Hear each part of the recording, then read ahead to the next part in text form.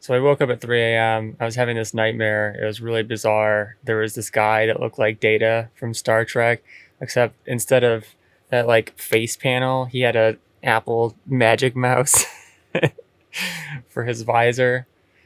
And I don't know what it was about that, but I think I just finally came to the realization that there is only one solution to internet addiction, because society is just becoming so ridiculous with the level of technology that we're absolutely assaulted with every single day.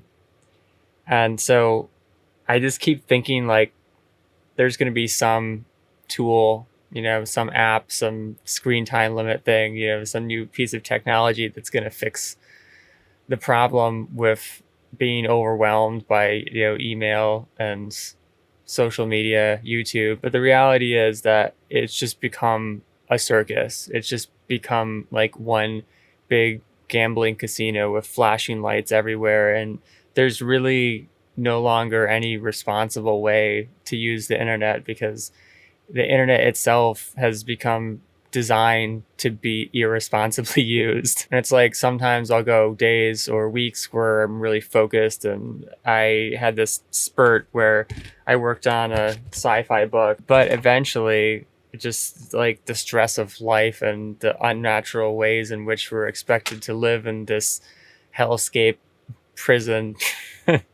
it just like gets to you and you run out of energy to like resist. And then you sit there in front of YouTube and just watch Joe Rogan shorts and UFC clips and I don't know, like comedy shorts for 4 hours. Really, it doesn't matter how many systems you have in place, how disciplined you are. It's just like the existence of the thing and just how easily accessible it is. And the really fucked up thing about it is that whenever I'll post videos about social media addiction or internet addiction or phone addiction, people will be like, oh, like just be disciplined. But it would be insane to say that about any other addiction, right? Like if you were addicted to cocaine or heroin or you were an alcoholic, you wouldn't say like, oh, keep all of these things in your home, in your daily life, and like just resist them. You wouldn't keep a massive bag of cocaine sitting next to your desk. You would get it out of your life, right? You would delete the contacts of all the drug dealers that you had, and you would throw out all the cocaine or alcohol or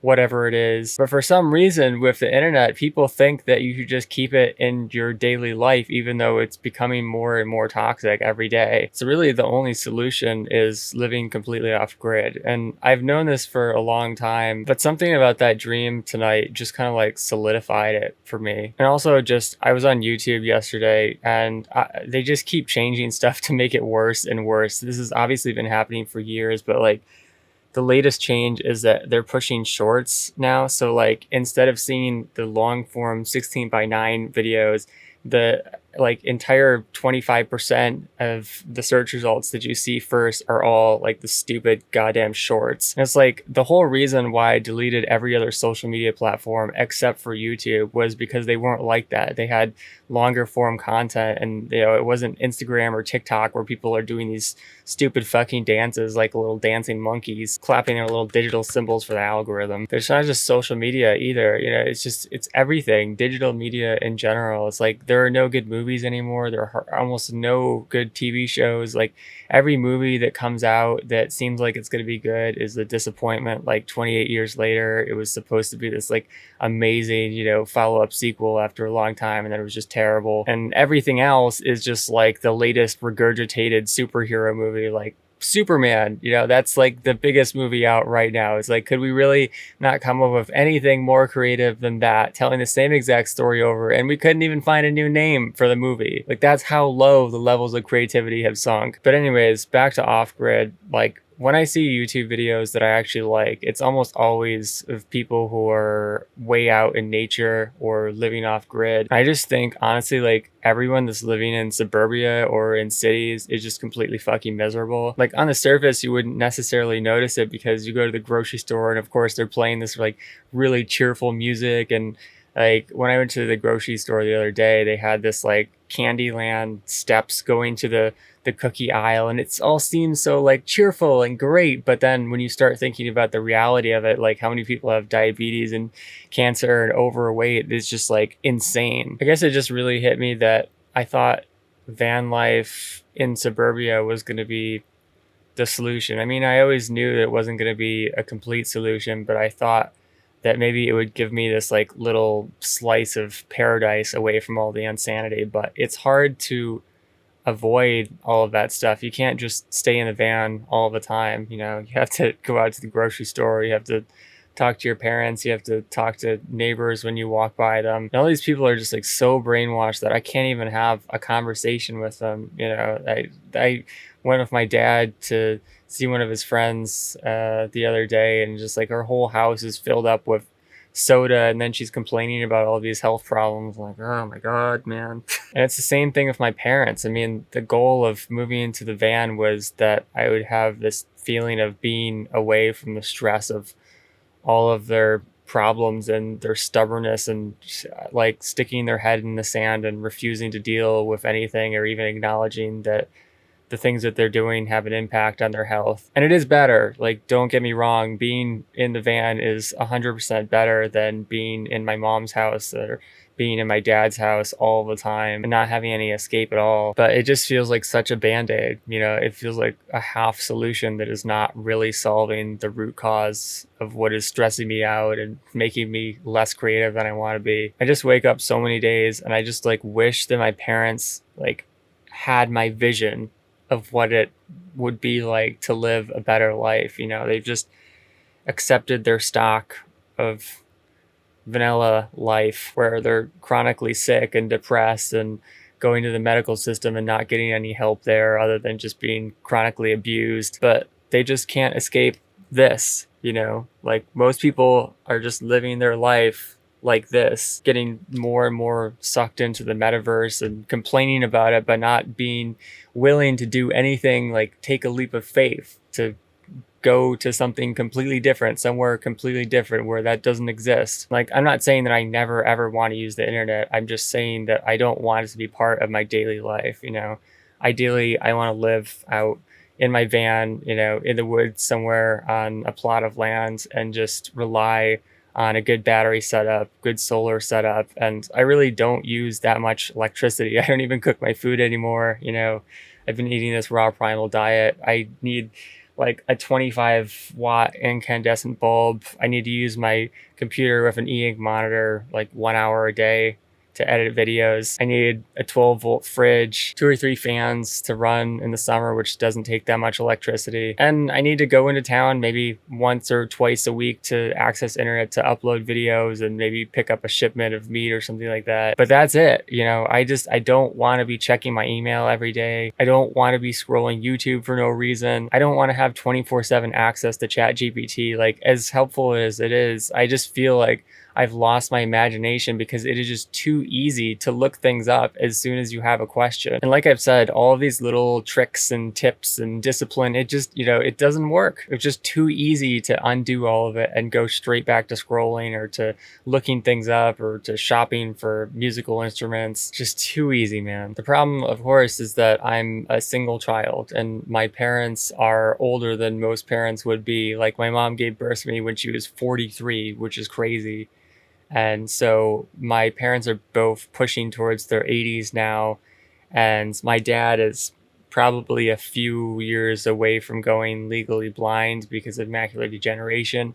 And so it's not just a matter of like his life would be a little bit more challenging without me. He's just going to get to the point where he can't live alone anymore because he's going to be blind and he won't be able to see anything. And he doesn't have the money to pay for some kind of like really high quality aide who would be like really nice and, you know, find creative ways to help him live better. If he had any help at all, it would just be the absolute lowest quality. And I have experience with this with my grandmother when she was living here.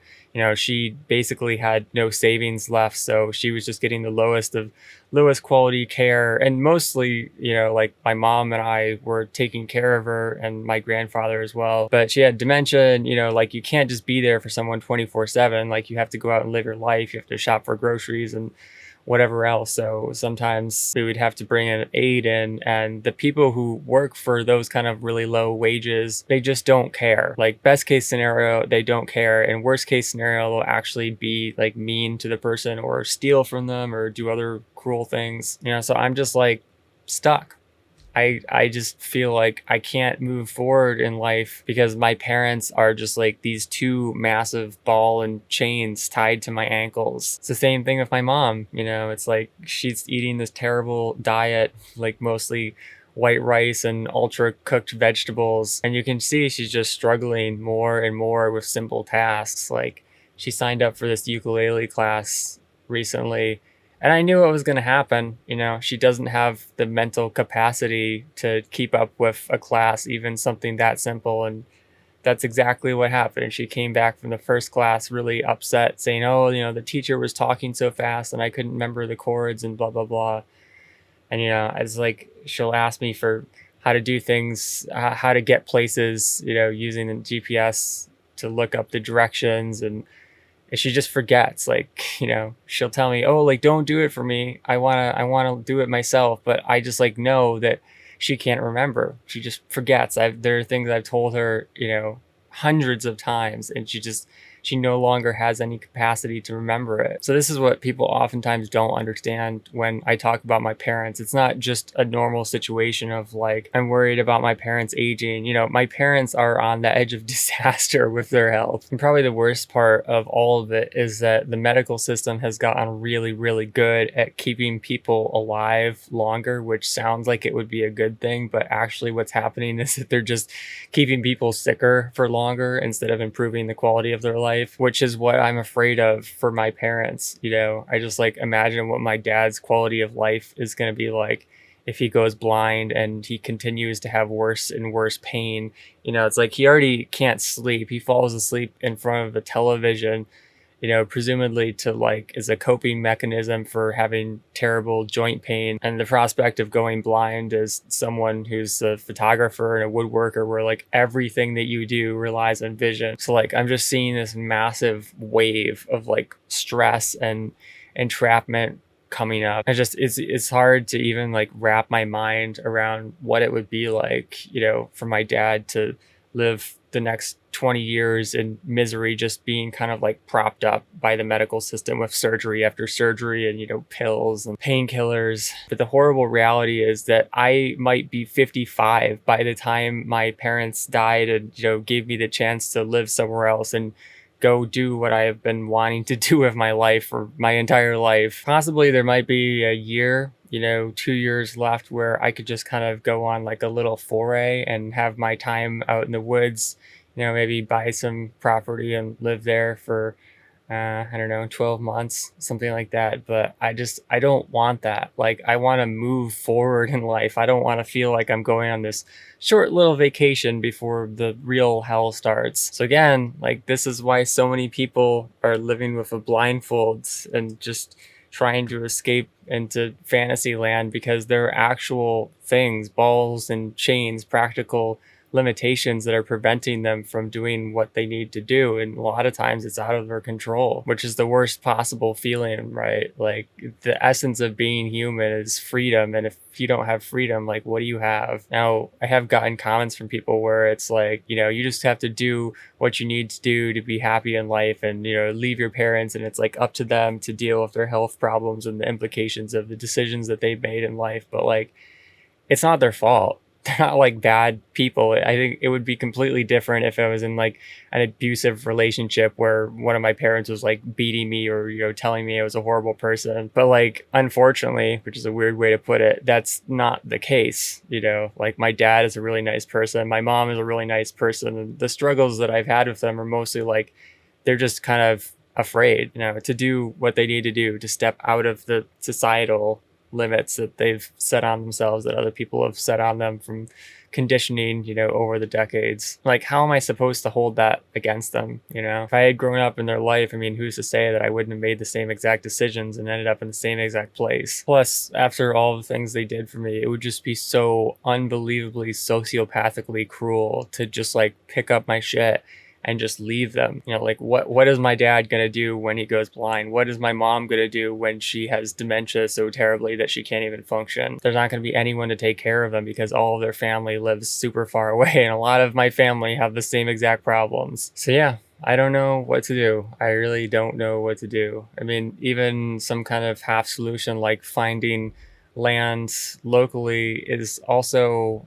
impossible because pretty much everywhere is zoned for farming or zoned for residential living, where you have to have a house and you have to have plumbing and all that stuff, which I don't want, which I don't need. Can I just have a composting toilet and that's perfectly fine for me? But of course, any towns that are anywhere near a city area, and especially in New York where everything is super regulated, that's just not an option. They want to make as much money off of you with property tax as possible, and if you just have someone living in a van without any taxable building, there's no money to be made. It's just so hard to stay motivated feeling like this because there's this massive block in my life and there's like no way that I can see to get past it. Like everything that I come up with is just like these teeny tiny little coping mechanisms that aren't a real solution to the problem. But I don't know. Sometimes that's all you can do. You just keep limping along and making things slightly less terrible. Like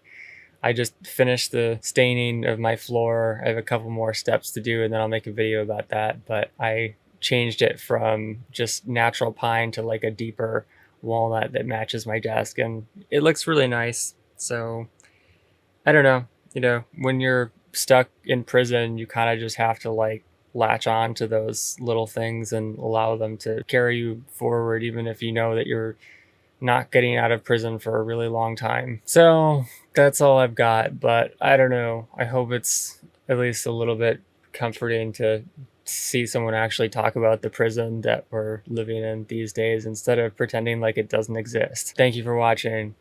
Catch you next time. Peace.